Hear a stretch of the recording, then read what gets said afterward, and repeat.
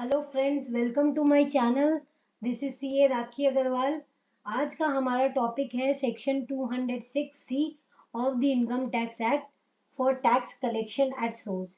आज हम टीसीएस के बारे में डिस्कस करेंगे। टीसीएस क्या होता है और section 206 C of the income tax act क्या बोलता है, आज हम उसके बारे में डिस्कस करेंगे। और जो भी अमेंडमेंट आया है 2023 में रिलेटेड टू टीसीएस, वो भी हम आज डिस्कस करेंगे। तो लेट्स स्टार्ट आवर टॉपिक। 206 सी एक टीसीएस सेक्शन है जिसको हम टू पार्ट्स में डिस्कस करेंगे। सेक्शन 206 सी 1H और 1F हम लोग नेक्स्ट क्लास में डिस्कस करेंगे। आज हम लोग सेक्शन 206 सी पार्टली डिस्कस करेंगे। So let's start our topic. Firstly, TCS होता क्या है? TCS, what is TCS? T tax collected at sources is a tax payable by a seller which he collects from the buyer at the time of the sale of the goods. Section 206 of the Income Tax Act mention the list of goods on which the seller should collect tax from the buyer. Generally क्या होता है, TDS जब on the basis of payment, जब payment करता है कोई भी buyer seller को, तब वो टीडीएस काटता eight the time of payment. लेकिन ये रिवर्स केस है। TCS is the reverse case of TDS. इसमें क्या होता है कि on the basis of received amount, जब रिसीव करेगा तो रिसिपिएंट विल बी, वहां पे जो पेयर होता है टीडीएस में, at payer will deduct TDS और यहाँ पे recipient will collect TCS from the buyer. तो जब बायर कुछ गुड्स खरीदता है फ्रॉम द सेलर, तो पेमेंट कौन करेगा? बायर पेमेंट करेगा। तो कलेक्ट कौन करेगा?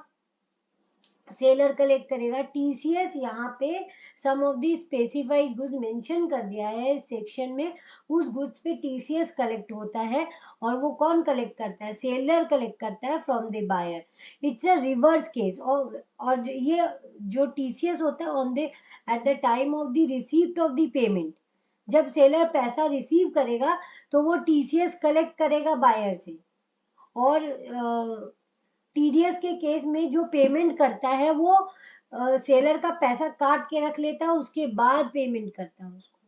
तो TDS is at the time of payment और TCS is at the time of collection of payment, means at the time of receipt of the payment, TCS is to be collected by the seller from the buyer at the time of sale of goods.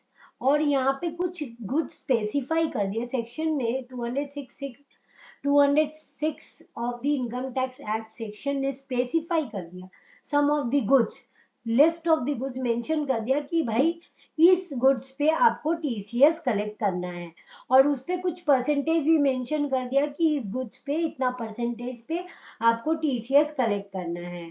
तो कौन कौन से list of the specified person है, और specified person को भी mention कर दिया है कि कौन कौन liable to collect TCS.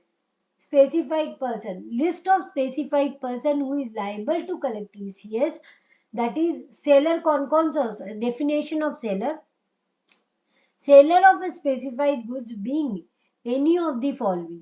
Central government भी हो सकता है, वो भी टीसीएस कलेक्ट कर सकता है। स्टेट गवर्नमेंट भी कलेक्ट कर सकता है।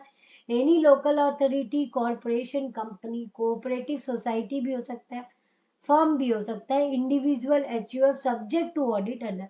सो दीज आर द सेलर। कोई भी हो सकता है जो टीसीएस कलेक्ट कर सकता है। Any person like central government, state government, local authority, cooperation, company, cooperative society, firm, individual, HUF और any person who is subject to audit. अब स्पेसिफाइड गुड्स, अब कौन सा लिस्ट है जिसपे टीसीएस कटता है और जिसपे टीसीएस सेलर काटेगा? उस स्पेसिफाइड गुड्स पे, specified goods covered under TCS list of goods on which seller is liable to collect TCS are, जिसपे स्पेसिफाइड गुड्स सेक्शन 206C ने मेंशन कर दिया है कि भाई ये सब गुड्स है, इस पे आप टीसीएस काटो। इस पे आपको टीसीएस काटना पड़ेगा, काट के हमको जमा करना पड़ेगा। तो कौन कौन सा स्पेसिफाइड गुड्स है, like tendu leaves, alcoholic liquor for human consumption, timber obtained under a forest lease or any other mode other than forest lease, any other forest products other than timber or tendu leaves, scrap, minerals like coal, lignite, iron ore, or sale of a motor vehicle of value exceeding 10 lakh rupees. Overseas store program package, overseas store programme package में amendment है finance act 2023 में। Parking lot, toll plaza और mining और quarrying, इन ये सब specified goods है जो कि मेंशन किया गया है जिसपे टीसीएस कलेक्ट हो। Time of collection of TCS earlier of the following period, earlier of the following period like at the time of debiting the amount payable by the buyer or at the time of receipt of the payment, या तो वो अपने account में debit करेगा तब, या जब वो एक्चुअल में रिसीव करेगा, विच एवर इज अर्लियर, दोनों में से जो पहले होगा उस टाइम ही वो टीसीएस काट लेगा। नाउ अब ये जो स्पेसिफाइड गुड्स मेंशन किया है इसका रेट भी मेंशन किया है इस सेक्शन ने। क्या रेट मेंशन किया है, the seller of the specified goods, जो भी सेलर है स्पेसिफाइड गुड्स, ये जो गुड्स सेल करेगा is required to collect TCS at the following rate, किस रेट पे टीसीएस कलेक्ट करेगा, तेंदू लीव्स पे 5% मेंशन है, 5% टीसीएस कलेक्ट करेगा। Timber obtain from forest lease और by any mode other than forest lease, उस पे 2.5%। alcoholic liquor for human consumption 1%, any other forest produce other than timber or tendu leaves 2.5%, that is 2.5%, scrap 1%, minerals like coal, lignite, iron ore 1%, sale of motor vehicles exceeding 10 lakhs is 1%, parking lot, toll plaza, mining or quarrying 2%, seller of overseas store programme पे 20%, पहले इसमें 5% था। Finance act 2023 में amendment आया with effect from 1 July 2023, इसका amendment कर दिया गया है 5% से 20%। This is effective from 1 July 2023, ये अभी इफेक्टिव नहीं हुआ, इफेक्ट होगा 1 जुलाई 2023 से इनैक्ट होगा, मतलब इनैक्ट तो हो गया, इफेक्टिव होगा with respect from 1 July 2023। Any goods except goods specified under section 206C1, 206C1F, 206C1G sold for a consideration exceeding 50 lakhs, तो उस पे 0.1%, लाइक इसमें सेक्शन 206(1H) का बात कर रहा है, अगर एक्सीडिंग 50 lakhs है तो उस पे 0.1%, 10% पे टैक्स कटे। तो ये टीसीएस के बारे में, टीसीएस के बारे में था, किस रेट पे टीसीएस सेलर काटेगा on this specified goods, these are the specified goods, these are the rates of specified goods on which the seller will collect TCS from the buyer. Now अब जो amended section है, section subsection 1G of section 206C का, जो कि finance act 2023 में आया है, effects from 1 July 2023। क्या अमेंडमेंट है, every person being an authorised dealer, जो भी पर्सन जो ऑथराइज्ड डीलर है, हु रिसीव एन अमाउंट, जो ऑथराइज्ड डीलर जो कि अमाउंट रिसीव करता है for remittance from a buyer being a person remitting such amount under liberalized remittance scheme of RBI, मतलब कोई भी ऑथराइज डीलर है जो कि रिसीव करता है any amount for remittance from buyer, buyer से पैसा, जैसे सेलर है, सेलर ऑथराइज डीलर है, वो रिसीव कर रहा है under the scheme of liberalise remittance scheme, तो अगर वो वैसा कुछ रिसीव करता है, या being a seller of N overseas store programme, अगर वो सेलर है और वो ओवरसीज प्रोग्राम सेल करता है, हु रिसीव एन अमाउंट, कोई भी अमाउंट रिसीव करता है from the buyer, being the person who purchase such package shall at the time of debiting the amount payable by the buyer or at the time of receiving such amount from the buyer by any mode, whichever is earlier, collect from the buyer an amount equals to 20% of such amount. मतलब TCS collect करेगा overseas store programme में 20%, ये mention है। और authorise dealer कौन है, definition अब हम लोग डिस्कस करेंगे। पहले टोर प्रोग्राम में जो सेलर था वो रिसीव करता था 5%, बट अमेंडमेंट आया है तो अब 20% of the amount TCS collect. Now some important definition with respect to 206C(1)(g). Definition क्या है, ऑथराइज डीलर कौन है in this case with section 206C(1)(g) से related authorized dealer with respect to these provisions. Who are the authorized dealer? What do you mean by the authorized dealer? Authorized dealer means a person authorized by RBI under subsection 1 of section 10 of the Foreign Exchange Management Act 1919, 42 of 1919 to deal in foreign exchange or foreign security. Means a person, जो भी person है जिसको RBI ने authorize किया है to deal in foreign exchange or foreign security, they are the authorized dealer. Any authorized dealer वो RBI भी हो सकता है, और RBI जिसको authorize किया है to deal in foreign exchange and foreign security वो भी हो सकता है। अब ओवरसीज स्टोर प्रोग्राम का मतलब क्या होता है, overseas store programme means any tour package. जैसे हम लोग बाहर जाते हैं, पैकेज लेके जाते हैं आउटसाइड इंडिया, सो जो भी वो पैकेज प्रोवाइड करता है, लाइक उसमें लॉजिंग, फूडिंग, गाइडिंग सब रहता है, घूमने का, और मतलब overseas store programme package means any tour package which offer visit to a country or territories outside India and include expenses for travel or hotel stay or boarding or lodging or any other expenditure of similar nature on relation thereto. अगर ये सब से related, जैसे कि उसने एक package बना के दे दिया है, उस पैकेज में आप ट्रैवल भी कर सकते हो, होटल स्टे भी है, बोर्डिंग भी है, लॉजिंग भी है, फूडिंग भी है, any expenses of similar nature, so in country outside India or territory outside India, so that is the definition of tour program package. और अगर टूर प्रोग्राम पैकेज अगर सेलर प्रोवाइड करता है बायर को, तो उस पर TCS कलेक्ट करेगा at the rate 20% with effects from 1st July 22. It's an amended section. Now TCS collected by authorized dealer in case of education or medical treatment.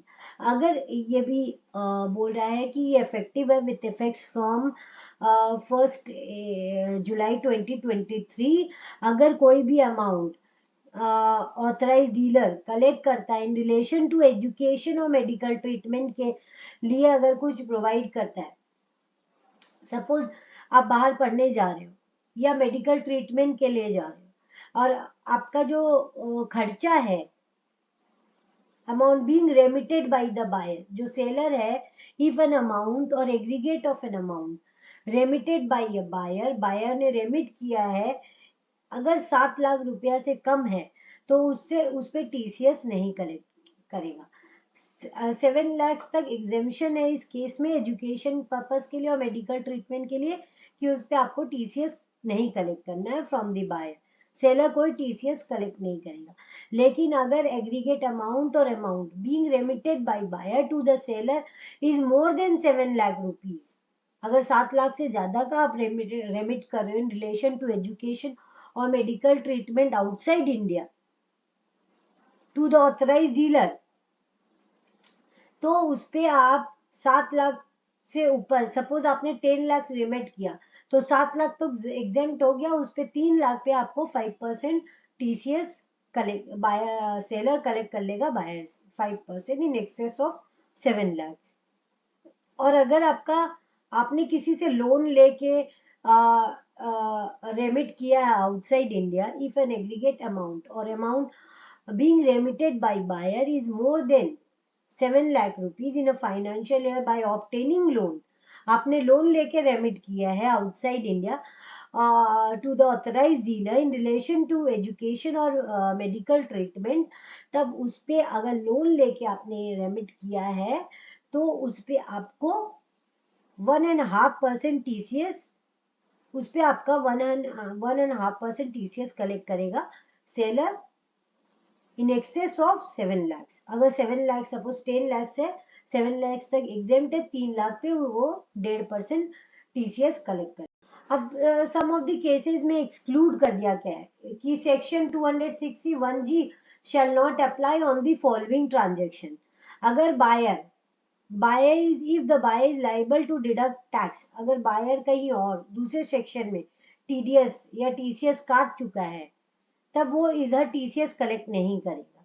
अगर buyer is a central government, अगर buyer suppose seller है central government, ठीक है, अगर buyer भी central government है या state government है या एम्बेसी है जिससे आप जिससे आप जो आपसे गुड्स ले रहा है, परचेज कर रहा है, अगर वो भी बायर, सेलर तो गवर्नमेंट है, ठीक है, सेलर तो हो सकता है, पर अगर बायर भी है जो खरीद रहा है वो भी गवर्नमेंट है, state government, central government, embassy, high commission, legislation commission, consulate, trade representative of foreign states और लोकल अथॉरिटी और एनी अदर पर्सन और एज द सेंट्रल गवर्नमेंट में by notification in the official gazette subject to the condition as specified therein.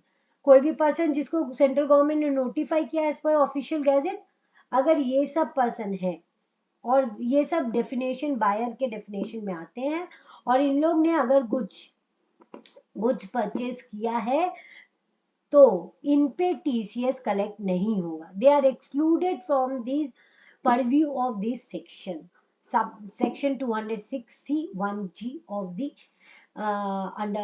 of the TCS Act. So they are out of the purview, they are excluded from these on which TCS is to be not to be collected. So these are the specific exclusion. Now compliance requirement. Suppose आपको TCS क्या compliances requirement है TCS की. TCS आपको regularly deduct करना है और regularly payment करना है गवर्नमेंट को, डिपार्टमेंट को. तो क्या इधर टाइम लिमिट कुछ स्पेसिफाई कर दी गई है कि आप डिडक्ट करो और पेमेंट करो, तो वो time limits, they are the compliances. Some of the compliances है कि आप टाइमली पेमेंट करो गवर्नमेंट को, टाइमली डिडक्ट करो और टाइमली रिटर्न फाइल करो. These are the compliances of TCS. और अपना सर्टिफिकेट भी आप लो टाइमली. तो payment of TCS collected by the government. अगर TCS गवर्नमेंट ने कलेक्ट किया, गवर्नमेंट ऑफिसर्स ने कलेक्ट किया है, means the seller is a government. If the seller is a government and वो उन्होंने TCS collect, payment of TCS collected by the government office, तो उसका due date something different from others.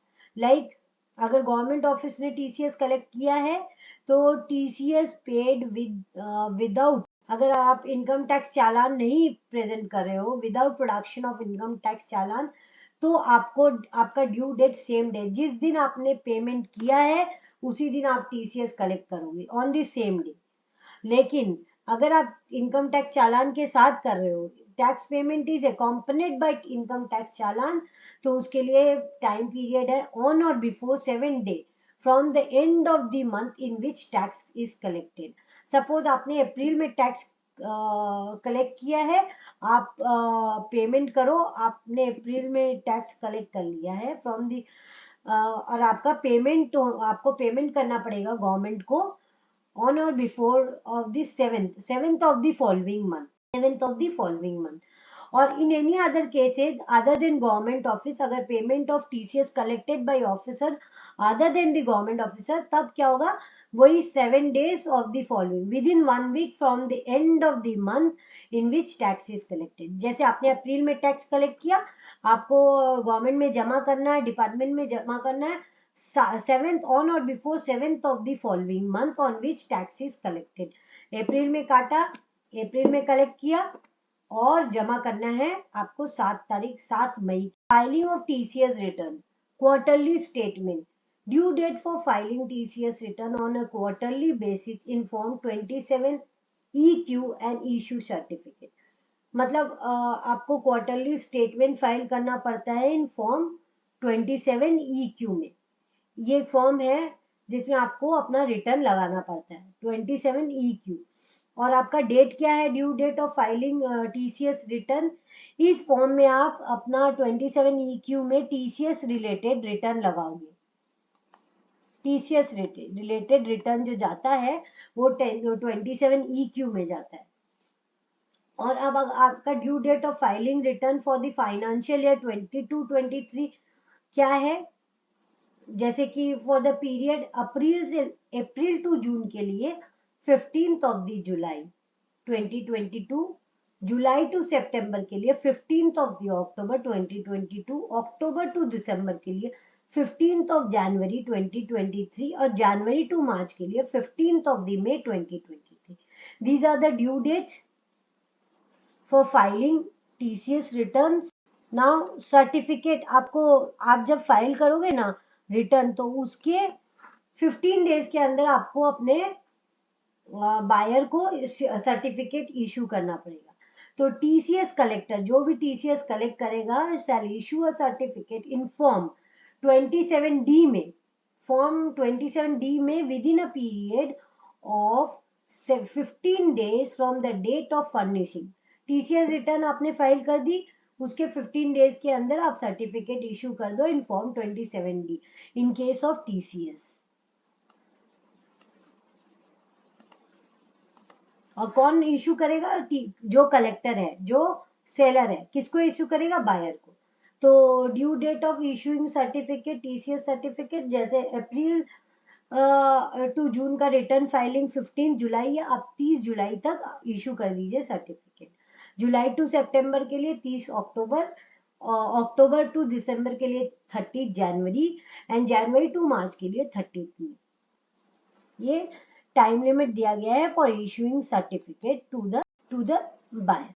Now exemption available under TCS tax की exemption है, जो कि some of the exemptions are given कि आपको टीसीएस नहीं काटना है in some of the cases.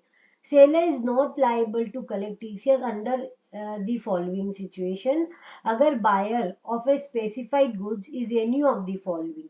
अगर बायर पब्लिक सेक्टर कंपनी है, या सेंट्रल गवर्नमेंट है, या स्टेट गवर्नमेंट है, या एम्बेसी है, हाई कमीशन है, लेजिस्लेशन है, कमीशन है, कॉन्सुलेट है, ट्रेड रिप्रेजेंटेटिव और फॉरेन स्टेट है, या लोकल अथॉरिटी है, और कोई भी person importing goods from India or any other person as the central government may by notification in official gazette specify for the purpose subject। ये हमने पहले भी डिस्कस किया है इस 1G में कि some of the buyers are excluded for the provision, same thing है, बस यहाँ पे पूरा टीसीएस के बारे में बोला है, पूरा सेक्शन के बारे में बोला कि सेलर नहीं काटेगा टीसीएस अगर बायर ये सब में फॉल करता है, ये सब कैटेगरी में फॉल करता है। अगर बायर एक पब्लिक सेक्टर कंपनी है तो टीसीएस कलेक्ट नहीं करेगा सेलर।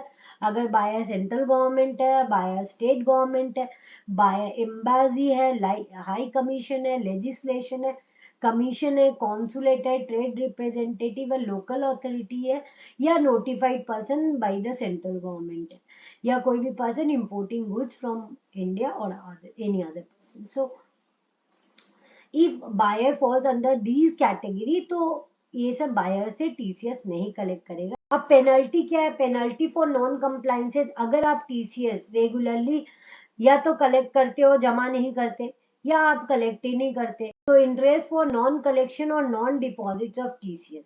अगर आपने कलेक्ट किया, या तो आपने कलेक्ट ही नहीं किया, या आपने कलेक्ट किया और आपने जमा नहीं किया, तो आपको पेनल्टी लग जाएगी 1% पर मंथ और part of the month. Suppose आपने जितना दिन भी डिले किया ना कलेक्ट करने में या जमा करने में, तो अगर आप तो उतने दिन के लिए 1% पर मंथ, अगर 1 डे भी है तो 1 मंथ का आपका पेनल्टी लग जाएगा। तो 1% पर मंथ और part of the month. Penalty for non collection of TCS, अगर आपने कलेक्ट भी जैसे आपने कलेक्ट नहीं किया और डिपॉजिट भी नहीं किया तो 1% पर मंथ, पर आपने कलेक्ट ही नहीं किया, तब टीसीएस नॉट, जितना आपने कलेक्ट नहीं किया उतना पेनल्टी लग जाएगा। आपने अगर रिटर्न फर्निश नहीं किया है तो उसके लिए भी पेनल्टी है कि आपने टाइमली रिटर्न फर्निश नहीं किया। Penalty for non furnishing of TCS returns, अगर आपने टीसीएस कलेक्ट किया, जमा किया, पर आपने रिटर्न नहीं लगाया तो मिनिमम पेनल्टी 10,000 रुपए की है, मैक्सिमम पेनल्टी 1 लाख। और सम ऑफ दी, ये तो पेनल्टी की बात होगी, पर पनिशमेंट भी दिया जाता है। गवर्नमेंट बोलता है कि अगर सीवियर केस होगा तो आपको पनिशमेंट भी मिलेगा। Punishment for non compliances of TCS, punishment for non deposit, अगर आपने कलेक्ट कर लिया पैसा पर आपने उसको जमा ही नहीं करवाया, अपने पास रख लिया, गवर्नमेंट को जमा नहीं करवाया, तो नॉन डिपॉजिट ऑफ टीसीएस के लिए केस में फाइन लग जाता है। फाइन एंड इम्प्रिजमेंट भी आ जाता है। इम्प्रिजनमेंट, फाइन तो लगेगा लगेगा, साथ में इम्प्रिजनमेंट भी हो जाएगा for a minimum period of 3 months, minimum 3 months का और मैक्सिमम 7 साल का इम्प्रिजनमेंट दिया जाता है अगर आपने टीसीएस कलेक्ट कर लिया पर गवर्नमेंट को जमा नहीं। Thanking you for watching my video. If you like please share and subscribe my channel.